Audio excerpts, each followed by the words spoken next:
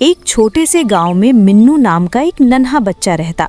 उसकी आंखें बड़ी बड़ी थीं और उसका मन सवालों से भरा रहता। उसे बारिश की मिट्टी की खुशबू बहुत पसंद थी, लेकिन जब आसमान में बादल जोर से गरजते तो उसका दिल थोड़ा सा कांप जाता। वो अक्सर खुद से कहता था कि काश बारिश उससे बात कर पाती तो वो कभी डरता नहीं। एक दिन अचानक आसमान में काले काले बादल छा गए, ठंडी हवा चलने लगी और टप टप बारिश शुरू हो गई। उसी समय मिन्नू अपनी माँ के साथ घर में रखे पुराने बक्सों की सफाई कर रहा था। तभी एक कोने में उसे एक बहुत पुराना छाता दिखाई दिया, जिसका कपड़ा फीका पड़ चुका, लेकिन उस पर हल्की सी चमक थी। मिन्नू ने हैरानी से माँ से पूछा कि ये छाता किसका है, तो माँ ने मुस्कुराकर कहा कि शायद ये बहुत साल पुराना होगा। मिन्नू वो छाता लेकर बाहर आ गया। जैसे ही बारिश की पहली बूंद छाते पर गिरी, छाता अचानक नीले रंग में चमक उठा। ये देखकर मिन्नू घबरा गया और सोचने लगा कि छाता अपने आप कैसे बदल गया। तभी आसमान से एक मुलायम और अपनापन भरी आवाज आई, जिसने उससे डरने को मना किया। ऊपर देखने पर मिन्नू ने एक गोल मटोल और मुस्कुराते हुए बादल बाबा को तैरते हुए देखा। बादल बाबा ने उसे बताया कि ये कोई साधारण छाता नहीं है, बल्कि ये उसके मन के रंग दिखाता है। मिन्नू धीरे धीरे शांत होने लगा और उसने महसूस किया कि उसका डर कम हो रहा है।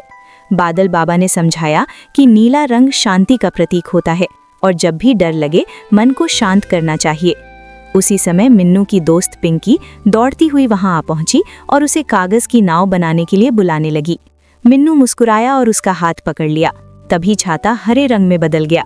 पास के पेड़ पर बैठी एक रंग बिरंगी चिड़िया खुशी से चहक उठी और बोली कि हरा रंग दोस्ती का होता है, जिससे डर दूर भाग जाता है। दोनों बच्चे बारिश में हंसते खेलते कागज की नाव चलाने लगे। खेलते खेलते अचानक मिन्नू कीचड़ में फिसलकर गिर गया। उसकी आंखों में आंसू आ गए, लेकिन उसने हिम्मत नहीं हारी। अपने कपड़े झाड़े और फिर से खड़ा हो गया। उसी पल छाता लाल रंग में बदल गया। बादल बाबा ने बताया कि लाल रंग हिम्मत का होता है और जो गिरकर फिर से उठता है वही सच्चा विजेता होता है। मिन्नू को अपने ऊपर गर्व महसूस हुआ। तभी एक सुनहरी तितली उसके चारों ओर नाचने लगी। बारिश की बूंदें उसके पंखों पर मोतियों की तरह चमक रही थीं। ये दृश्य देखकर मिन्नू जोर जोर से हंस पड़ा और छाता पीले रंग में बदल गया। चिड़िया ने खुशी से कहा कि पीला रंग खुशी का प्रतीक होता है और हंसी से हर गम दूर हो जाता है। अचानक तेज हवा चली और छाता मिन्नू को हल्का सा ऊपर उठाने लगा। मिन्नू उत्साह से चिल्लाया कि वो उड़ रहा है।